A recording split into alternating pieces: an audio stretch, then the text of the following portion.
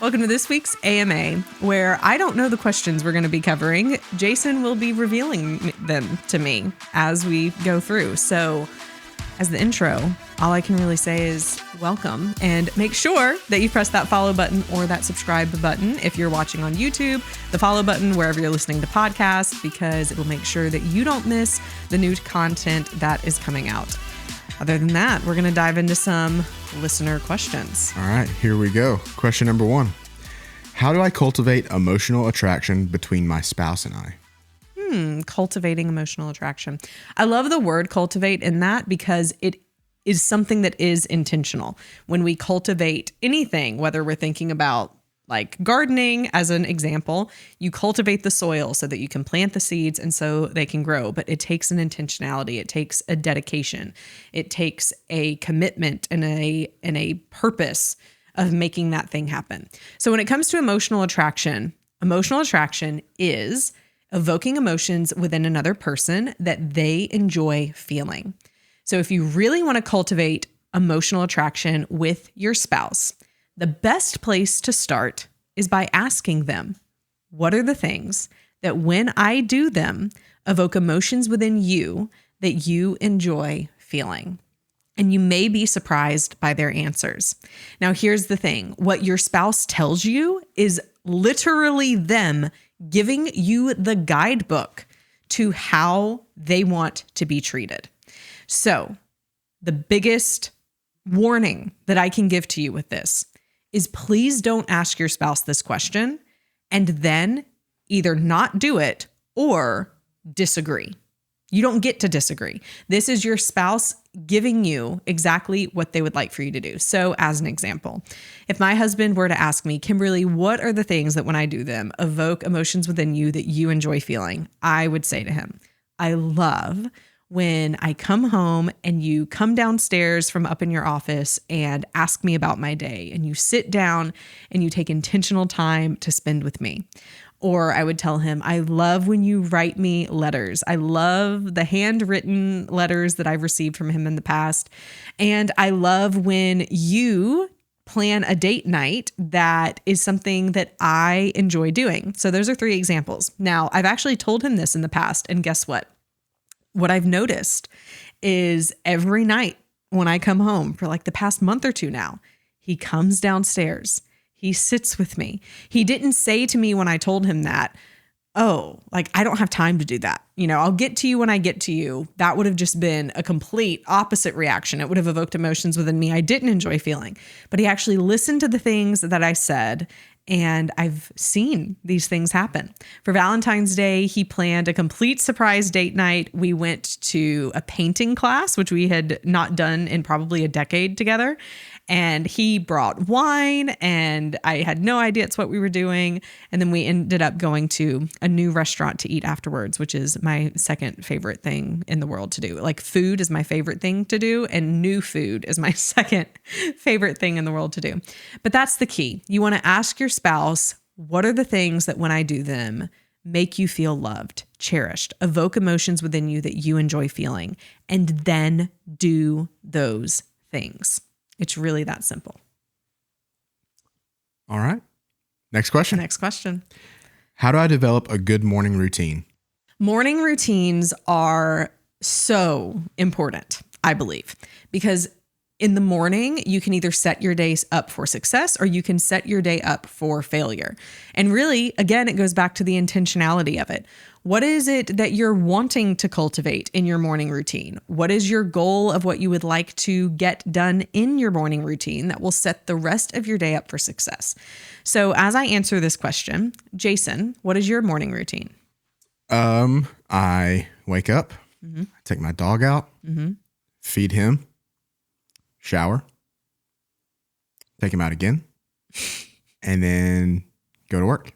And then I have my morning coffee, my breakfast, and then by 8 o'clock, I am ready to roll right into work. Do you like your morning routine? Yeah. I mean, I wouldn't change anything, I don't think. You don't feel like it's lacking anything?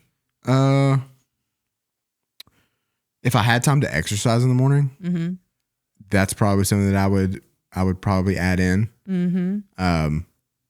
Yeah, That's probably the biggest thing is if I had time, being able to exercise in the morning. And sometimes I do make time. Sometimes I wake up earlier than normal and I go to the gym before work. But if I'm not getting enough sleep, waking up an hour earlier, probably not the best idea. So trying to juggle that is something I need to get better at, but yeah. And you feel like you're refreshed. Like once you get to work, you have your coffee, you have your breakfast, you're clear and ready to go. More so when I exercise, I feel a lot better, especially if I'm like able to exercise and then kind of walk around or like shoot basketball in the back parking lot before work, just getting that sunlight or some sort of physical activity in, that's when I feel the best. Yeah. When it comes to a morning routine, there are definitely things that I would say if everyone could do these things, I believe that these are great things to incorporate in your morning routine. And I'm going to get to those in just a minute. But overall, I really do feel like it's going to be unique to each person because every person is different in what they want to achieve in their morning. So I am more of a morning person. I want to wake up at 6 a.m. I immediately go to my kitchen. I make my coffee, which is a process for me because I have the whole beans and I grind them and I French press them. And I love the routine of making coffee. It's very grounding for me. And then I go and I have my Bible study and this year I'm doing the Oswald Chambers, My Utmost for His Highest. So I read my day out of that. And then I'm reading through the book of Luke right now. And I'm just reading and then simmering with it. And then I journal some. So all of that probably takes me about 30 to 40 minutes. And so we are at 6:40. I typically wake up about 6. We're at 6:40. And then from that point, I am going to either go work out, depending on the day. I'm either going to go work out or I'm going to go for my morning walk. And that is my time. And at this point, I still haven't touched my phone other than to like look at the time, turn off the alarm if I set an alarm. But I'm not looking at email. What I'm not doing on my morning is as important, if not more important, than what I'm doing in my morning. And then so from there, I'm going on my walk. I'm listening to worship music or I'm listening to a podcast. I'm doing something that's centering my mind and clearing my head from anything that's just not helpful for me for the day. Once I get done with my workout or my walk, then I'm getting ready and then I'm coming into work so that by the time I'm at work, here's what I want to have accomplished. I want to come to work feeling focused, energized, and clear-headed. That's what I'm trying to make happen. And so everything I do in my morning routine leads up to that. I won't answer phone calls, even if my own beloved mother, who is the saint of the world, even if she calls me and if I haven't finished my morning routine, I'm not engaging in the conversation. Now, yes, like I'll engage with my husband and my kids. I'll give them hugs. I'll tell them, they're on their way to school. I'll tell them I love them and on the way to school, but I'm not like sitting down and helping them with their homework in the morning. We're very intentional about how our mornings start in our house because it can set the tone for the entire day. Now, that's me. There are people who are not morning people and they would rather wake up around 7 or 8. They'd rather have their intentional time to read or to journal in the evening. And that's fine too, because evening routines can be as impactful as a morning routine. Really, the goal here is what is it you're wanting to happen and how can you facilitate making that happen? And I told you what it was for me. Now, here's what I would say. Like if I could prescribe to every person to try and do these things in the morning, it would be as follows. Number 1, get sunlight of some kind. And if you can't get outside to get sunlight, get one of those. You can go on Amazon and get these like UV lamps. I don't know if that's actually what they're called, but they're lights that are just super bright. And they are about 5,000, 7,000, 10,000 lux is what you're looking for. You turn them on. You don't look at them directly, but you can turn them on. So I turn one on when I'm reading my Bible in the morning because in the winter, the sun's not out yet. And the reason I'm wanting to get that bright light is because it's helping to wake up my body and to set my circadian rhythm for the day. So I'm turning that on and it's just kind of here perpendicular to my face, kind of about 3 or 4 feet away, as I'm just doing the stuff in the kitchen each morning, and then I'll turn it off when I'm done with my Bible reading. So I would recommend you to go outside and get sunlight or get one of those lights, get some light in your eye. I would also want everyone, if they could, to do some kind of movement, even if that's just a 5-minute walk or a couple of push-ups or something to just get your body moving. I would also encourage people, if you're going to drink caffeine, that you drink it in the morning. Ideally, if you're going to be working out, then you may want to drink the caffeine before your workout because it can fuel your performance in the workout. Otherwise, try and wait 30, 60, maybe even 90 minutes after you wake up before you drink that caffeine. Why is that? Because your cortisol is already at its highest when you wake up in the morning. And so give it a chance to come down just a little bit before you're spiking it up again. So those would be like, and for people who are spiritual, then I would highly encourage that there's something where you're either intentionally praying, reading a scripture, reading a Bible, something that's putting your head in a positive frame of mind in the morning. And then the one thing I would say don't do is do not look at your email, your Slack, your Discord, or your social media before 8 a.m. You're like, well, I wake up at 8 a.m. You need to have at least an hour before you look at your phone. Those would be my highest recommendations for what you should do in the morning. Can you guess how long it takes me before I open social media in the morning? 2 seconds. About 5. 5 seconds. Yeah. I turn my alarm off on my phone and I'm straight to Twitter. Do you want to know what I learned recently? Sure. And I can't remember right now where I learned this. But if you do something like that is stressful in the morning, like opening social media or opening email, your body will begin to associate waking up with stress. Clarifying question. Mm-hmm. How would me going to Twitter be considered stressful? Oh, you're asking, like, you don't feel like it's stressful? No. You feel like it's what? I mean, I feel like it's just like nothing because I open it, I like see like news that's happening in the world. Okay, let me define stress because it may not be anxiety producing. Yeah. And it may not be cortisol raising. Great point. It is dopamine spiking. Okay. That makes sense. Which isn't stress. Yeah. But it like automatically puts your brain into the desire to check those feedback loops. Gotcha. Earlier in the day, which is a stress on the body. Like, so then throughout the day, it can be like, oh, I wonder what's happening. What am I missing? Yeah. Okay. That makes sense. That's a good point. Okay. Next question. This says, how do you set realistic weight loss / workout goals? But I want to take it kind of outside of that. How do you just set realistic goals in general, just in every aspect of life? So there's this framework I'm sure most people have heard of called SMART goals, setting SMART goals. And there's actually been a couple of research articles in the psychological literature recently that have just slammed that method. Really? Yes, they have. Interesting. And I haven't really looked into it. So I don't know all of the reasons specifically why they are against the SMART acronym for goal setting. But I can tell you that in my dissertation research that I've been doing, I didn't use SMART goals for the goal attainment piece of my dissertation because there is not as much research in general about those. And even furthermore, there's nothing about the acronym SMART, which is specific, measurable, attainable, time-related, or realistic and time-bound, basically. So it kind of gives you a framework for many people to which they set their goal. We want it to be specific. We want to be able to measure it. We want to make sure it can be attained. Okay, let's just stop there.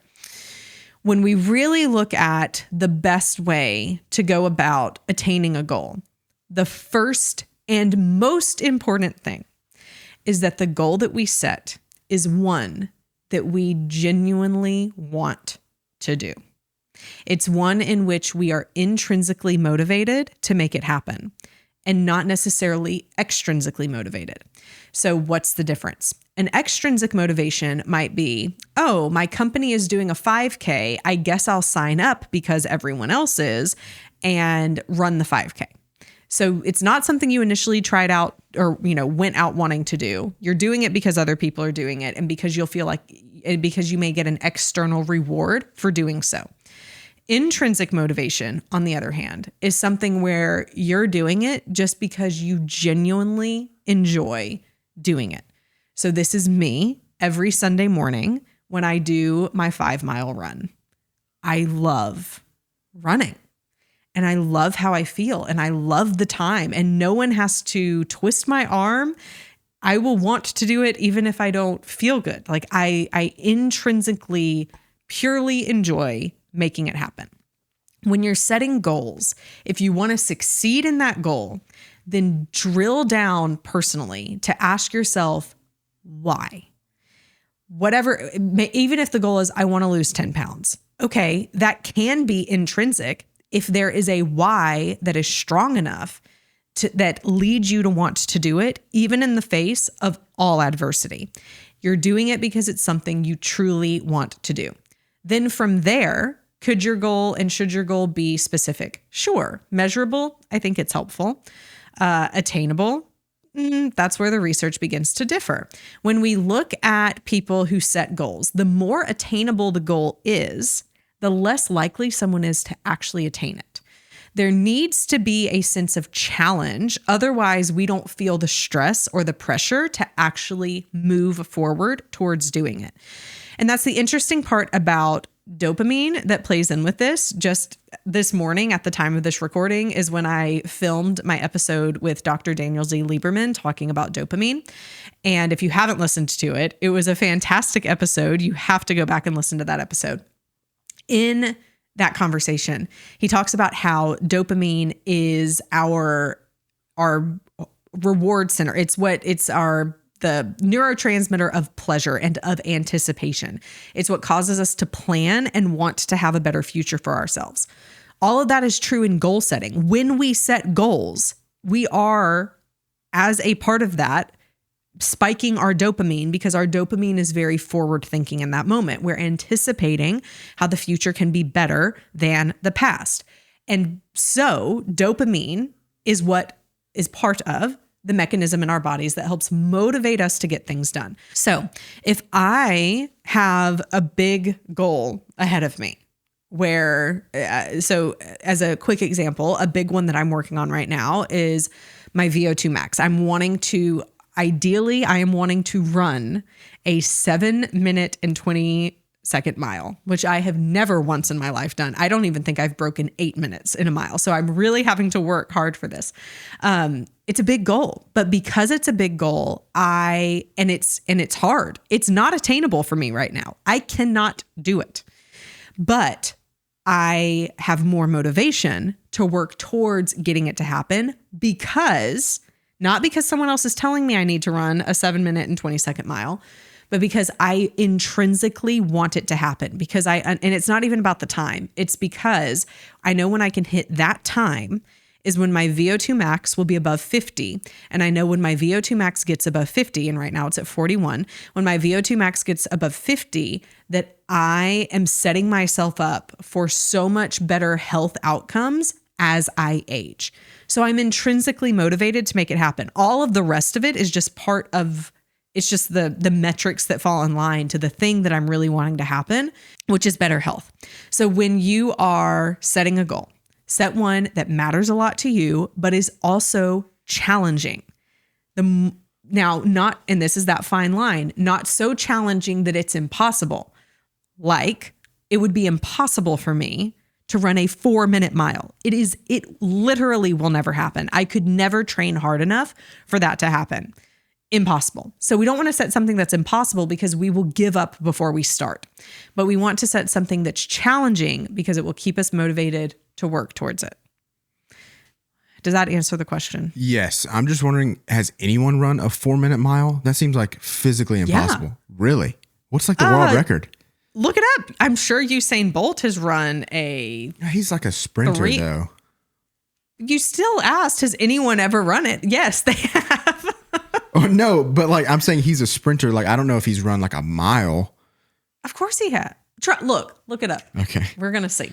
Okay. World's fastest mile time. Oh my gosh. What is it? 3 minutes, 43 seconds. Insane. The women's record is 4 minutes, 7 seconds. See, it's impossible. It's impossible for any woman, much less me.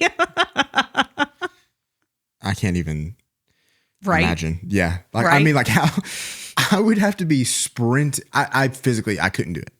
Like I can't either. Like there are some things that I think of like, oh yeah, like if I work like hard enough, you know, like I can attain that goal. I can't do that. It's physically impossible. Well, you know what, Jason? Don't set it as your goal.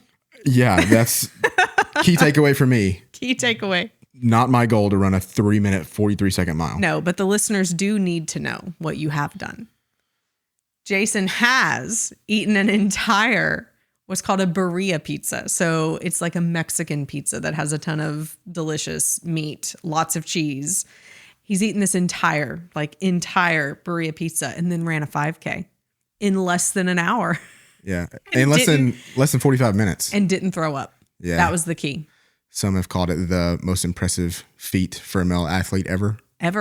But not me. I'm not saying that. But Others have said. Others, yes. Okay, next question. How do I do a better job at saying no? I know I need to work on myself, but have trouble saying no to people when they ask me to do things that I don't even really want to do. So there's people who are more of a people pleaser, conflict avoidant type of person. Oh, that's me. That's you. Yeah. I know it is. And then there's people like me who are like, no. Yeah. Deal with it. Yeah. I can see that. Yeah. Get over it. Yeah.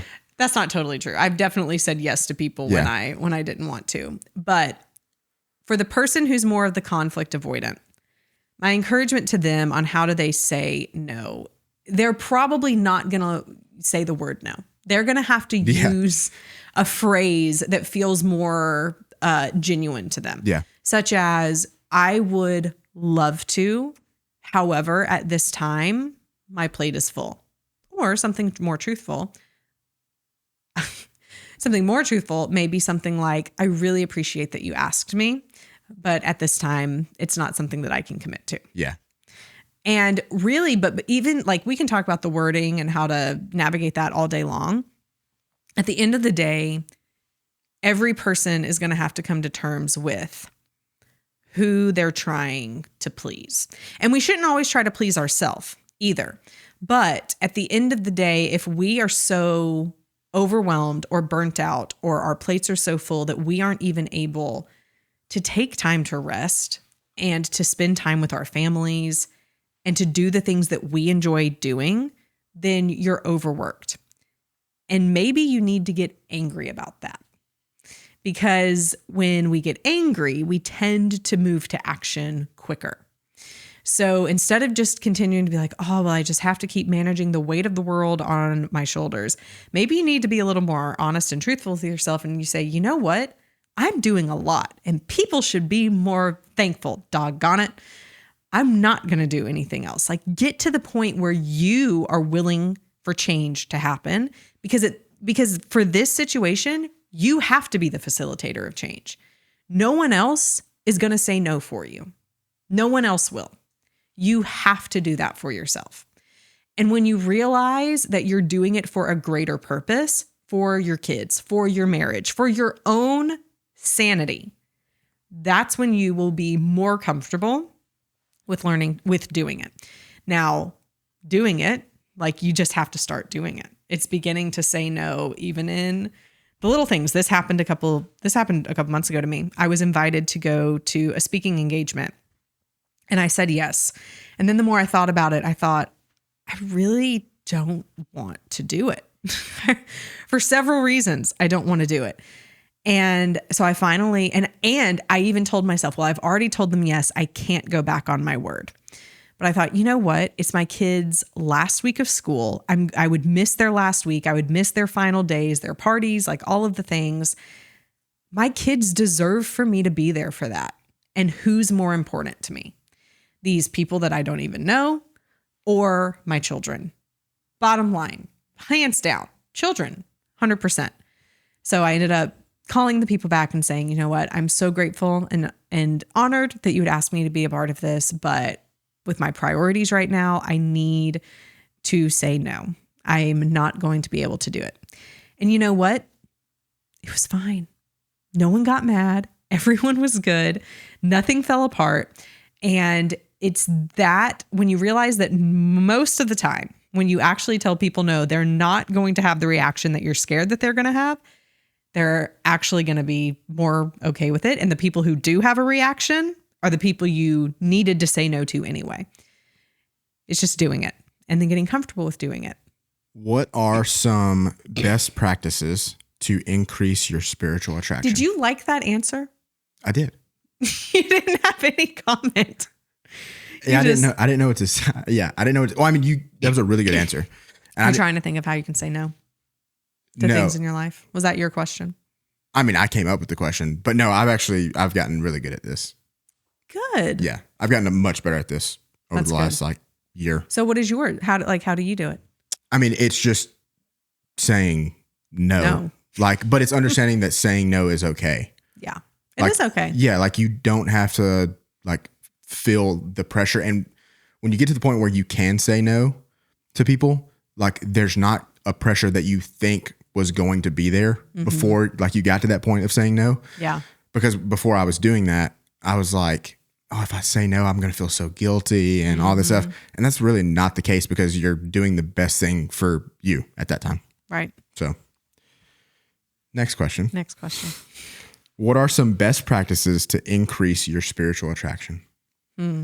Spiritual attraction is all about our beliefs and values. And so if we're wanting to increase it, so there's two different ways we will look at this. So the first one is increasing, I say that in quotes, our spiritual attraction in just how we feel spiritually in our own selves. So doing it for us. And this one's going to be much more personal because the spiritual part of us is the core of who we are. If you were to replace the term pies with physical, or if pies standing for physical, intellectual, emotional, spiritual, if you were to replace that acronym with body, mind, heart, soul, then the spiritual part of ourselves is our soul. It is what drives us. It's our passions, our angers. It's the core of who we are. And if we feel unsettled spiritually, it's because typically we are not living in line with the person that we truly want to be. So we're showing up differently to others and it feels disingenuous. We feel disingenuous. We may feel like we're hypocrites or like we're wearing a mask. And so that's a very personal thing.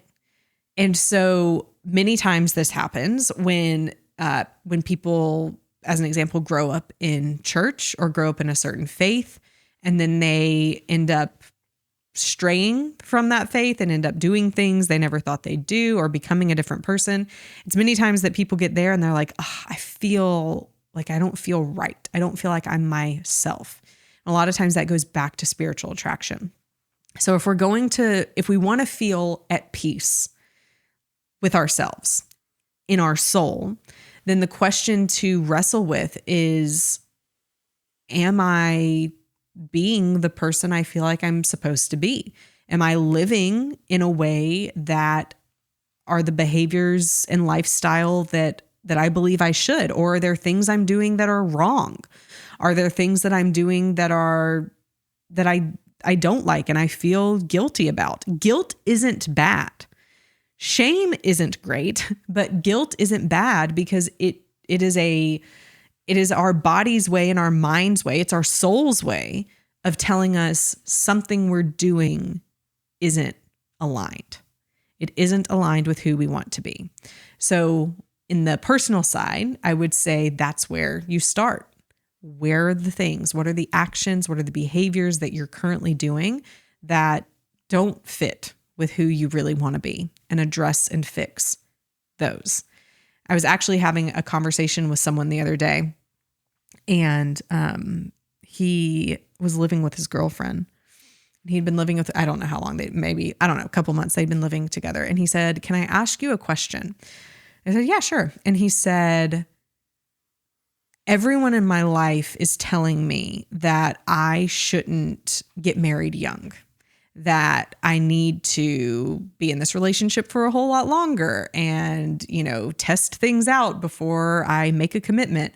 But I just don't feel right about the fact that I'm living with my girlfriend because I'm a Christian and I feel like that's not what I'm supposed to do." He said, "What do you think?" I replied to him and I said, "I believe if the Holy Spirit is convicting you, that you should listen to the Holy Spirit." That's pretty much what I would answer to anyone, including myself. I mean, there's definitely been times in my life where I feel like I'm being convicted about something and that I need to change. Never once has it worked out for me to not listen to the Holy Spirit. Typically works out better, way better, if I listen to what that conviction is trying to get me to turn away from and turn towards. Now, in our relationships, how can we become more spiritually attractive? In relationships, we're attracted to people who we see as having a similar or better set of beliefs and values as we do. So this was one of the ways I was attracted to Rob, was that he was a very generous and giving person. He did a lot of work with the homeless people in college when we went to college together. And that's kind of what he was known for. He was known for like giving the shirt off of his back and helping people who were in need. And that was something I saw as incredibly attractive. And he wasn't doing that to get a girl. He was doing that because that's who he was at his core. When we live in line with the people that God is calling us to be, it is attractive to others, including our spouse. And so our spouse or our significant other, or even kids, friends, can become more attracted, and not always romantically, but just like this attraction of wanting to be around the other person when we are living in line with who God has called us to be and doing the things that God has called us to do. Next question. This might be hard to answer because thinking through it, I don't know if I could answer it. I'll just give one answer. Oh boy. What is your favorite Bible passage and why? Ooh. I know it's a hard question. Yeah. I have so many. There's like 5 that come to mind. Yeah, I was the same way. So if I had to pick one, I don't have to. I'm going to share a couple. So I love the story in 2 Chronicles 20 where the Israelites are they're about to be invaded. They're about to be attacked by the Moabites, the Ammonites, and the Amalekites, I believe. And they had just done all the right things that God wanted them to do. Like literally at the end of chapter 19, it was that their king, Jehoshaphat, had done all the right things and had taken down all of the bad temples and removed the idols. And he had followed the law and he had followed all the things God wanted him to do. And he was a good king and he was doing the right things. And then the very first sentence of chapter 20 is that the Moabites and the Amalekites and the Ammonites were about to invade. It's like they were just doing everything they were supposed to do. Why was a bad thing about to happen to them? And so the people began to pray and they began to fast, and Jehoshaphat and the priest, they basically got everyone together and they started praying and they said, God, we don't know what to do, but our eyes are on you. And then the priest turned to the people and he said, God has said that we will not need to fight this battle. We just need to basically be still and watch the victory of the Lord.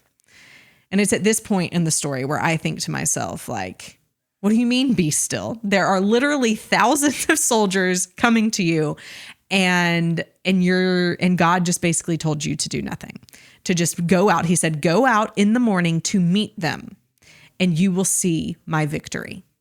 And it's like, okay. So King Jehoshaphat puts the band, like the praise band, the singers in the front of the army to lead them. And as they begin walking to the place where they're supposed to meet these other men in battle, they start going out with praise. And I don't know about you, but if I'm going out to meet another army, I am not putting the marching band in the front. Ain't nobody going to be killed with a trumpet. I would be putting the snipers. Like, I don't care what God said. I would still be prepared to fight. But I love how when they get to where they're supposed to meet these people, God had made them all basically fight themselves and kill themselves, so that by the time the Israelites got there, all that they saw were dead bodies. And it took them 3 days to gather all of the plunder from their enemies and bring it back. And it's just such a testament to how God fights our battles for us. And all we really need to do is worship. And I don't know about you, but it's the last thing that I want to do in the middle of a trial or in the middle of a battle literally coming to me. The last thing I think about is prayer or worship. But when it is what we lead with, God, well, I think God will do amazing things anyway. But when our heart can turn to trust him, our life just becomes easier in the moment. Not easy, but it also reminds me of Exodus 14:14, which is another one of my favorite Bible verses that says, "Be still, the Lord will fight for you," which I love. You can kind of see a theme in the verses that I'm picking. But then I also love the verse in John, at the end of John 4, where Jesus has just met the woman at the well and revealed himself to her. She was the first person in the Bible that he tells that he is the Messiah to. And she goes running back to her town and she says, "Come and see this man who has told me everything I've ever done." I love that verse because when I think in my life to all the amazing things God has done,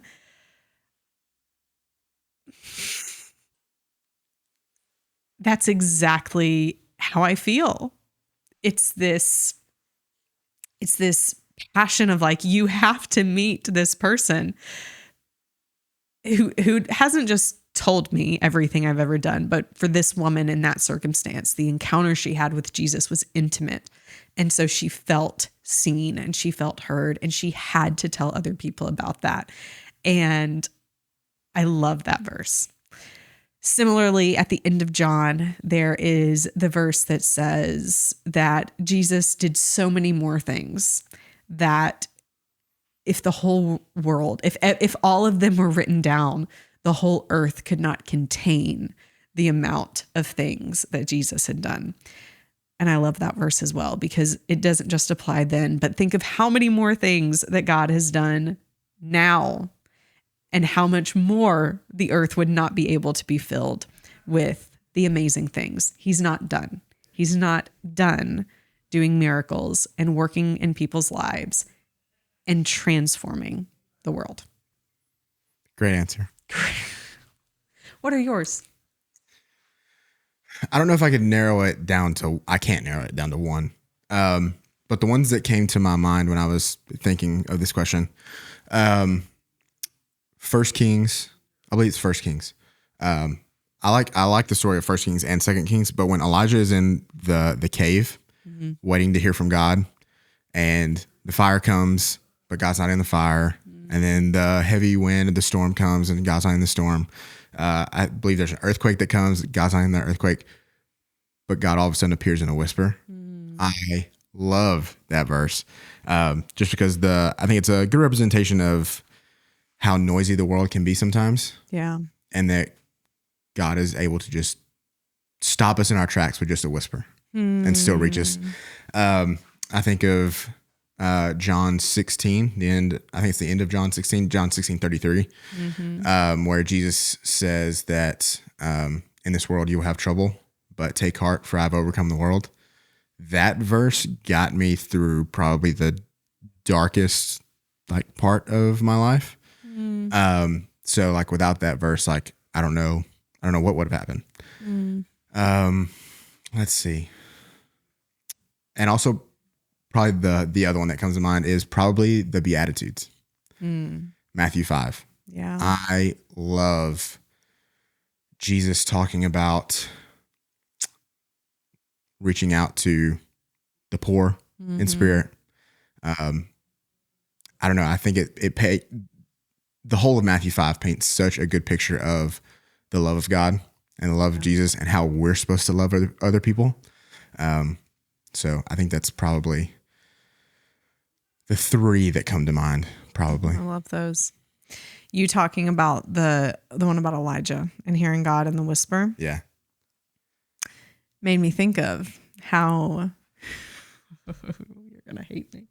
Made me think of how yesterday you said you have 8 hours of screen time each day. And then today, how you said that you roll over and the first thing you do is look at your phone. And the question I have for you out of love is, when are you making time to hear God in the whisper? That's a good question. It's a good question for all of us. Why are these self-discovery sessions for me? So the listener can place themselves in your shoes. I guess so. So the listener can sweat like I am. No. It's a good question. I mean, it's a question for all of us. It's not like it's, it's easy to pick on you because you're here, and because you've been very open about your distractions in life. Yeah. But everyone has that. Yeah. 100%. Most people just don't admit to themselves that they're distracted, that they're not listening, that they're not making time. Yeah. Yeah. I think if you, especially like my generation, like I think all of our screen times are probably around this same time. I don't think I'm an outlier. I think I probably might be a little bit better than some, just because like I know people who will not put down their phone at all. Like affects their work sometimes. Like I have a couple friends like that. But yeah, so yeah, I think it's a reminder for us all that we need to make time to hear God in the whisper. For sure. All right. Last question. Last one. This is a unique one. Okay. What is something that you've learned either from your kids or just from being a parent raising kids that has impacted your everyday outlook on the world? Before having kids, it was very easy to live life for myself and do whatever I wanted to do whenever I wanted to do it. And especially with our kids, because they're adopted, it has, and because we've had to be very intentional about attachment, like always, still to this day. Having kids has taught me that it is not just like a nice to have. It is fundamentally necessary to have intentional time of connection with the people you love every day. And that time goes by so quick. I can't believe that my kids are already 9 and 7 and that they've been at home with us for 5 years. Like, I wish I could go back to 5 years ago and I would do so many things differently. But even recently I've made the decision of, I am not going to go a day without intentionally hugging them or cuddling them or snuggling them on the couch, especially like as they get older, they're not going to want that as much. And so for me, it's been that my kids have taught me and changed me in the fact of I have not just a duty and not just a responsibility, but like a an honor and a privilege to show love on an unconditional basis every day to them. And how I do that is going to affect their future, positively or negatively. And I get to choose what that looks like. Even again, like this morning in the conversation with Dr. Lieberman, he's a psychiatrist, and he kept talking about how there were several things that affected a person's likelihood of having mental illness and their likelihood of being, well-functioning people in adulthood. And one of the things is genetics, but another thing is their relationship with their caretakers. And I'm a caretaker. I'm a mom. And they didn't have a great experience with their biological mom. And so for me, like, it is even more important for everything about them and for their future that they know that they are loved, that they are seen, and that they are heard. And while that's very true for my kids, it's true for every kid. And I think parents, especially parents who are like in our 20s and 30s, where and even maybe even 40s, like we're just so focused on career success that we can, in the moment, an immediate gratification of like growing a business or whatever, that we can lose sight of the fact that the real sign of success and the real things that matter are, in 20 years from now, are my kids going to know that I loved them more than anything, and that I still love them at that point more than anything. And that's how I would answer that question. It's a good answer. I think in a different sense of this question, I think when thinking about like things that we could learn from kids, like when I think back to me being a child, and this is something that I like try and do consciously every day. When I think about me being a child and just that childlike sense of wonder in the world, of like discovering like just everything about the world. Yeah. And I think in today's like digital age, it is so easy to just forget like how crazy life is. Like, not in terms of like how busy we are, but like how crazy it is that we exist on this planet and like all of God's creation. And so I think it's important for us that's something we can take away from kids, is to never lose that childlike wonder. Yeah. And to always look at the world through almost like through a child's lens, like through child's eyes. Yeah. And never stop discovering the beauty of God's creation. Absolutely. I have learned a lot of poop jokes from my kids. That's another thing. They tell really good jokes. Oh my gosh. Last night we were just laying in their bed with them, and it was nonstop with something about farts and poop. And they would not stop laughing. Then they started singing a song together in unison. Something about butt cheeks. Kids. They had rehearsed it. Oh, okay. Did they create this song? I can't figure it out. Interesting. Oh, yeah. Hope you enjoyed today's episode. Right. On that note. Yeah. I'm done. How are we going Last question. Oh, my goodness. If you enjoyed this, hopefully you found value in some of it.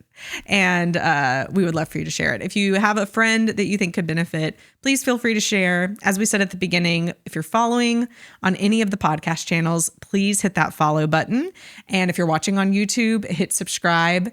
You can also on YouTube put your questions, whether you have more questions that came up from something we discussed in today's episode, or there's something you would like to cover that you would like for us to cover in the future. We would love to hear that from you as well.